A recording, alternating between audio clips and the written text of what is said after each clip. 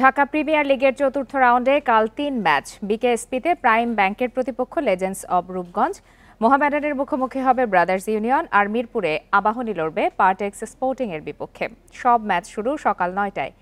হান্নান সরকারের অধীনে হার দিয়ে লিগ শুরু করে আবাহনী। পরের ২ ম্যাচে দাপট দেখিয়ে জিতেছে। এই ঈদে জামা জুতো অ্যাকসেসরিজের ডিসকাউন্ট। শান্তর রান করা চিন্তার কারণ। ইমন, মোসাদ্দেক, মিঠুন আছেন ফর্মে। এই রাউন্ডে নাহিদ রানার খেলার সম্ভাবনা জোরালো। মিরপুরে পার্টেক্সের বিপক্ষে ধারাবাহিকতা রাখতে প্রস্তুত আকাশী নীলরা। ৩ ম্যাচে ২টি করে জয় প্রাইম ব্যাংক ও লেজেন্ডস অব রূপগঞ্জের। তানজিদ, জাকের, সৌম্য, শরীফুলদের নিয়ে তারকা সমৃদ্ধ দল রূপগঞ্জ। অন্যদিকে প্রাইম ব্যাংকের নাইম শেখ, শামীম পাটোয়ারি দারুণ ফর্মে। অলরাউন্ড নৈপুণ্যে দলের জয়ে অবদান রাখছেন রিশাদ।